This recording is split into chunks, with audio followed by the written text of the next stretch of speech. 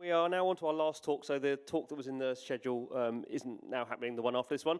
But the next final talk for this afternoon is Adoni from Immutable, and his brand as well. Going to be talking about how does Web3 blockchain add value to players and game studios. So that's pretty much everything, isn't it? Okay, off you go. Thank you. Hi, everybody. My name is Adoni. I'm from Immutable, and I'm also the last thing standing between you and drink, so appreciate you sticking around. Immutable X is a platform to help game companies onboard into Web3 and be successful, but we're also a game studio. I am not here, though, to talk about us. I'm here to talk about why Web3 matters for the player and why it matters for the developer. Out of our conversations with tons of studios, we try to distill it in a few, I'm not sure why this is going forward without me clicking. Try to distill it in a simple argument that you can hopefully take it back to explain to your colleagues, to your partner, to your friends, right? And in summary, as a gamer, I care about Web3 because I've already been promised asset ownership. And I also care because I want to be able to create on top of my favorite games and experiences. I want deeper play, and I want new types of social experiences and communities. And for the developer, now I get to add more value to the player. I get to align my incentives further with my customer. And Web3, just like social and mobile, becomes this brand new distribution method that has the potential to disrupt the power that big tech has over the internet. So that was the summary. And let's jump into it. But first, when I say Web3 games, I mean actual game experiences that people play for the sake of playing. I don't mean any of the projects that are promising to get you really rich overnight. So there's three arguments on the player side. And the first is that it just delivers on an existing promise, right? The game industry has been selling assets online forever, all the way from Bethesda to the horse armor to, why is this moving on its own, to World of Warcraft, to Fortnite. It's a massive business because there's real appetite for digital assets, both conscious and unconscious. And I say unconscious because the gamer doesn't always have visibility into what they're going to want in the future. The same thing happened with game streaming, right? People didn't know they were going to want it, but then they were given it. They figured out cool ways to use it, and the industry was moved forward in exciting ways. The same thing will happen with ownership. But up until now, ownership has just not been there yet. It is often denied, or it's ephemeral, lasting as long as the game's budget lasts, or as long as that player is given access to the game. Really getting the user excited about the asset, but not fully delivering on it. And that's not because the industry is evil or it has bad intentions. It has just lacked a framework to deliver on that. And that's all broken. That is what Web3 really does. It delivers on that through a multi-layered open stack that delivers real ownership. And I say real ownership because it has real legal status, right? The same status as a Bitcoin or as a physical item, a good. Status that can be passed down to your children or that it can be represented at court. And generally what I would have been showing you here in this beautiful button is at the bottom you have the blockchain that just proves who has what. Then on top you have a scaling solution that scales it to the billions. You have forever hosting that allows to host digital assets for more than 200 years. And then a platform like Immutable that brings it all together as a platform with great UX. And if you think about all those layers, you couldn't have asked any game company to build that on their own. It had to happen at the protocol level, just like the internet. And so for the game developer, think of the merchandise that they sell, right? Like the physical, the hats and the bags that they might be selling, but now they're digital. And they need a digital asset factory to deliver things on time, even when the demand spikes. a digital asset factory that's not going to get broken into or collapse and will ship high quality products. And of course, not everything has to be a real asset on the blockchain. The devs can still have, it's just moving around on its own.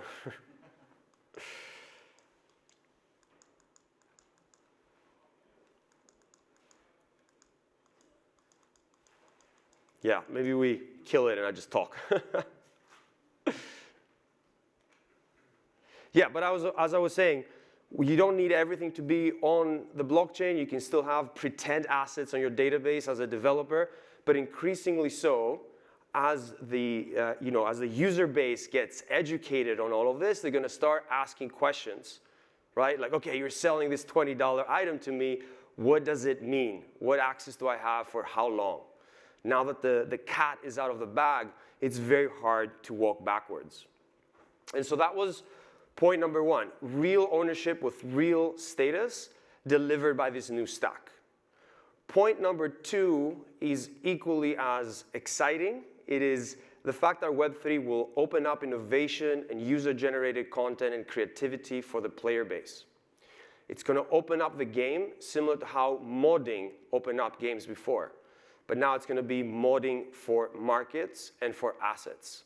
If you recall, with modding, in the beginning, the industry was very suspicious of it, didn't really know what the point is, right? Like, what are my users going to do? Are they going to build naked mods? How am I going to make money? What's going to happen? And then a few companies relaxed the grip, and beautiful things came out. Like Counter-Strike and Dota and Minecraft, all of those things are products of modding. And now it's considered best practice. That is what Web3 is asking of studios. Relax the grip over assets and over markets and see what the players are going to do. You don't have to relax it completely. You can start small, you can fully relax it, but try it out and see what the players are going to do. Player-led innovation cannot be exaggerated. That's perfect. Yeah, cannot be exaggerated. Nice. This is one of our games. Actually, this is not a game. We have a game called Gods Unchained. It's a trading card game. Like Hearthstone, it has an evolving meta. It's a Web3 game. And what the community did is that they built this market mod. It's called GU Dex. And what I can do as a player, I can connect my wallet. It sees what assets I have and what history that I have. And it can suggest different cards that I should be buying based on the latest meta of the game. And then with one click, that green button down there, I can potentially do 32 peer-to-peer transactions with other players to buy their cards and build my deck. Right? And that's only possible because of Web3 and because of the blockchain. We as Immutable, as Gods Unchained, had nothing to do with this site. And now a really big part of the game's trading comes from that green button down there. And that's pretty amazing. If you take that as an example, as inspiration, we think that in the future, you're going to have the NFTs, the assets, having inherent utility that's created by the studio, but then increasingly, you're going to have libraries of utility created by the community or by vendors, allowing people to do things like auction the asset or package it or craft it in a completely different type of asset. You can't really predict what they're going to do, but they're going to figure it out. And that's what this is about. So that's point number two, modding for markets and creativity. Point number three for the player is the metaverse. And we believe that the definition is simple. The players are the metaverse. And to begin with, the player needs to own and control their record of play and achievement. Like, imagine that, right? Their whole identity, their entire history in one place. Today, that history is fragmented across hundreds of games and platforms like Xbox and PlayStation and Epic. Can't really do anything with it. And that fragmentation, to be fair, is totally normal because in the game industry, you don't have a massive winner like Google that's going to step in and say, here's your record of play. And that's great because we don't want that. But also, it puts the industry at a stalemate.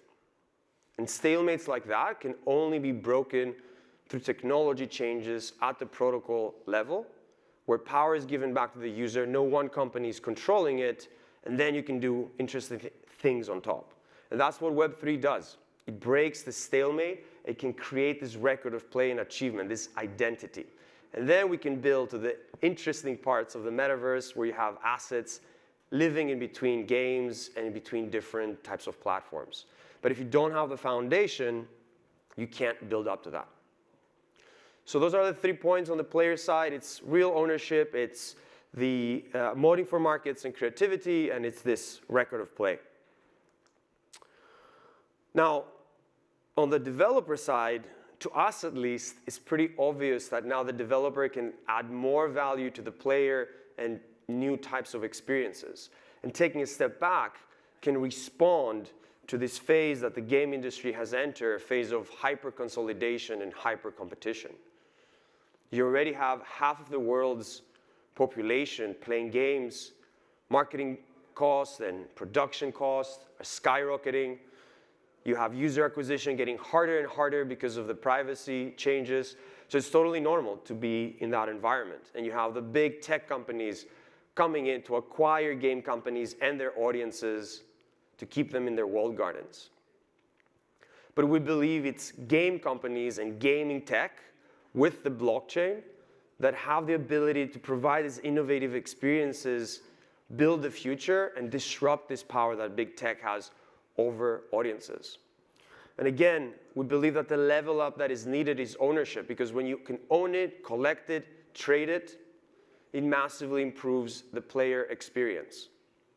You have a two-way economy that creates deeper play, new types of communities, social experiences, business models, and it is two-way. It means it aligns the incentives between the player and the developer, because the player now has a stake, participates in the selling, participates in the marketplace. They care more, they stick around for longer, retention goes up, and overall, they spend more money. And Web3 opens up this new distribution method era that is going to create new category winners. If you look back over the last decades, you have these societal shifts, these massive changes in our lives that changed everything across the board. And for games, if you think about it, social, mobile, PC, console, all of those things open up a new distribution method era. And the companies that embraced them first got to be category winners of the next phase. Think of Zynga, think of Supercell, think of Playtika. And that's what Web3 will do, create category winners as a new distribution method, as a societal shift. And everybody adapts to it in one way or another. So the question is, how long do we wait? Do we wait until we have all the data we need and it's obvious to everybody that the shift is happening, or is that too late? Because every time before the era really took off, you could have observed signals in the market. For console games, it was, hey, are there enough homes with TVs? For PC games, somewhat similar, but maybe also, is it affordable enough for a lot of folks to have a PC? For mobile games, smartphones existed for a while, but it wasn't until the speed of the connection and the reliability of the connection was high enough to support the user experience. For Web3, the question is, can I scalably mint digital assets for under a cent or for free without hurting the user experience? And the answer to that today is actually, yes, you can, which we believe makes the transition inevitable. Another factor, of course, that supports the inevitability is the capital and the talent. Usually when you point those two things at an interesting problem, they tend to solve it. It's what happened with the internet. It is what's happening with Web3. Over the last years, we've had billions of VC money poured into the space, funding Web3 infrastructure companies, Web3 game companies, and talent quitting their high-paying jobs or coming in from university to take a crack at this. But it's not just the startups, it's also the world's largest companies that are stepping into this, into the fire line with an evolving narrative, and they're figuring out how to iterate, how to test and build and be part of it, rather than waiting until they can acquire someone much later at a premium. Cool, so where are we with all of this? We're not 100% there yet, mainly, well, it's a good thing, gives us more time, but mainly because of two reasons. One, the user experience is still pretty clunky, especially for the mass market player. The whole industry realizes this, and we're all racing to solve it, including Immutable. And the second one is that there's just not enough high-quality games out there to date, like real games. But there are tons of successful game makers that will be shipping product this year and for the next few years. So it's not really a matter of if it happens, it's a matter of when it happens. So the takeaway, if you can bring that back to your company or to your friends, the takeaway is here is, as a gamer, I care because I care about true ownership with real legal status. I care about new creator economies. I care about creating on top of my favorite games. And I care about having my entire play history and achievement in one place.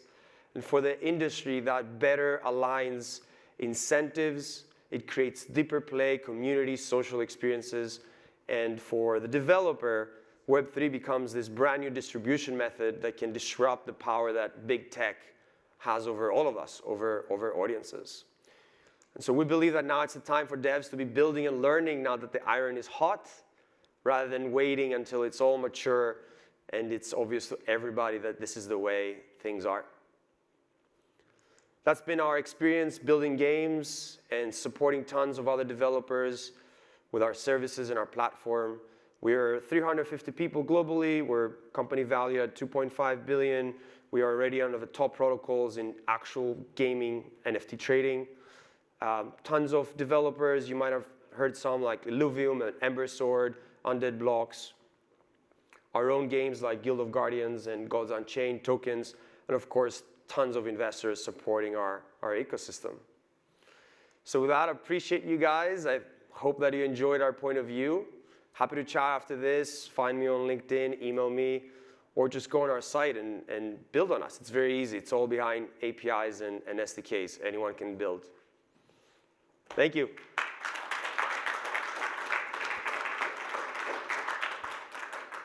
Very good. Good way to end the day. I don't think I have any to add to that. Any questions?